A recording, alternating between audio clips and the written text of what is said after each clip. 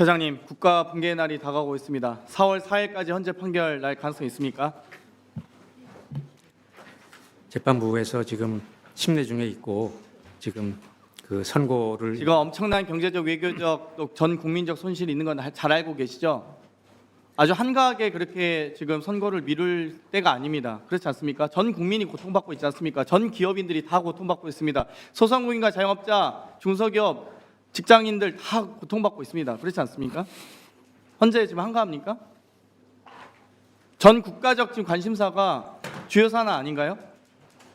맞습니까? 그건 동의하시죠?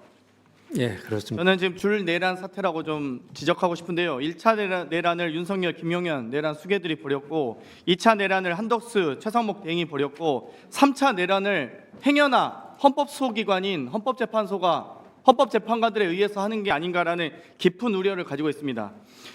지금 윤석열 내란 수괴에 대한 헌재 탄핵 심판이 법리적으로 어려운 게 아닙니다. 그렇지 않습니까? 국회에 군이 진입했습니다. 국가 기물이 헌법기관의 기물을 파손하고 진입했습니다. 의사장에 있는 의원들을 끌어내려고 지시했습니다. 내란 수괴가. 그러면 당연히 헌정질서 소의지가 없음을 입증한 겁니다. 그렇기 때문에 윤석열은 파면돼야 함이 마땅합니다. 그렇지 않습니까?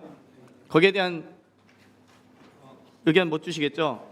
박근혜 탄핵 심판 선고는 11일 걸렸습니다. 노무현 대통령에 대한 탄핵 심판 선고는 14일 걸렸습니다. 지금 윤석열 내란 수괴 탄핵 심판 선고 34일째입니다. 어렵습니까, 법리가? 탄핵 소추안 가결 이후에 박근혜 탄핵 심판은 91일 걸렸습니다. 노무현 대통령에 대한 탄핵 심판 선고는 63일 걸렸습니다. 지금 107일까지 이렇게까지 걸릴 일입니까?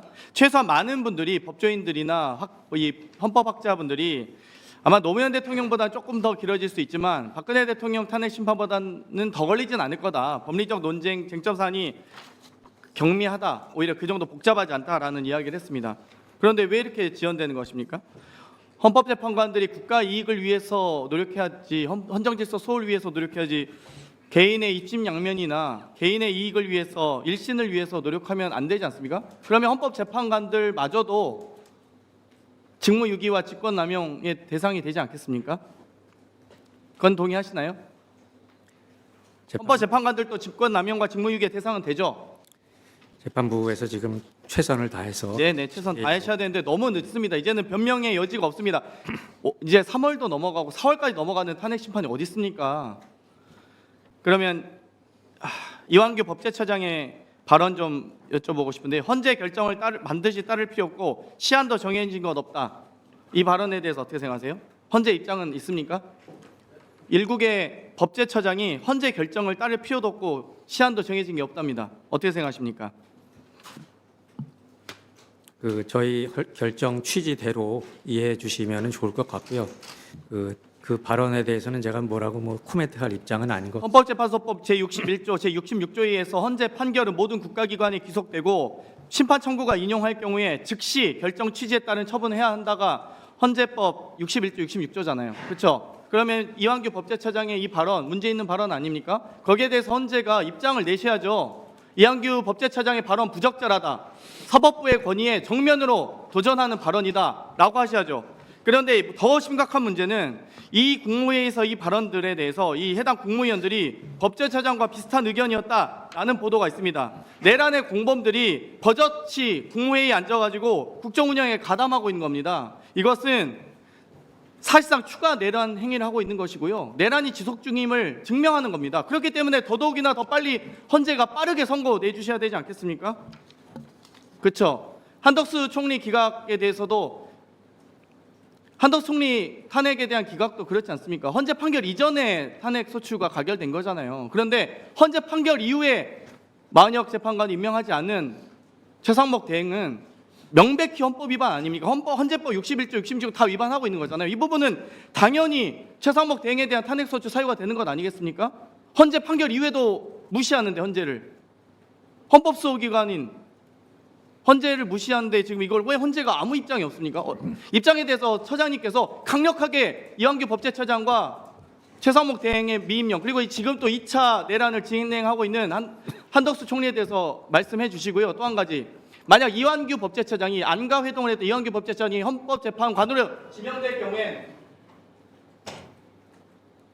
내란의 공범 당사자가 헌법재판관이 될 수도 있는 것 아니겠습니까? 그러면 그 부분에 대해서도 부적절한 임명권의 행사라고 생각하는데 거기에 대해서 사무처장님 답변해 주십시오. 지금 임명이 되지 않고 있는 행위에 대해서는 권한쟁의 심판 사건에서 이제 선출권을 침해했다는 판시를 저희가 결정문에서 한 바가 있고요. 그리고 또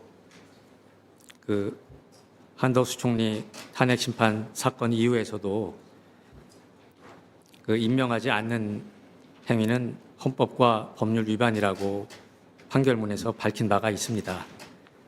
그래서 저희들은 그러한 취지에 따라서 헌법적인 절차대로 작동이 되기를 원하고 있고요.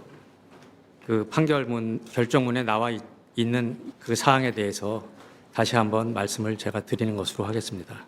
그럼 빠르게 임시기 가처분 신청도 처리하셔야 되고요. 또 승계 집행권 부여 관련된 심판도 빠르게 진행하셔야 됩니다. 예, 그 사건 지금 들어와 있어서 바로 저희가 지금 심리에 들어가 있습니다. 예.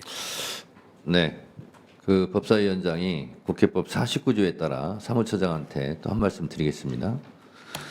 서부지법 폭동 사태가 있었을 때 대법원에서 거기에 대한 규탄 입장을 냈거든요. 예. 그건 당연한 거 아닙니까? 마찬가지로 헌법재판소에서 판결한 내용을 이행하지 않고 있는 부분에 대해서는 명확하게 이행하라고 입장을 내는 거예요. 그건 헌재 판결에 대한 테러거든요. 그렇지 않습니까? 그래서 그것은 여야를 떠나서 헌법재판소로서 존재 이유인 거거든요. 위헌 판결을 냈으면 거기에 따라서 이행하라라고 입장을 갖고 있어야 되는 거예요. 그런 점에서 그 점은 이런저런 정치적 고려 없이 헌재에서 답변해야 된다 이렇게 보고 있습니다.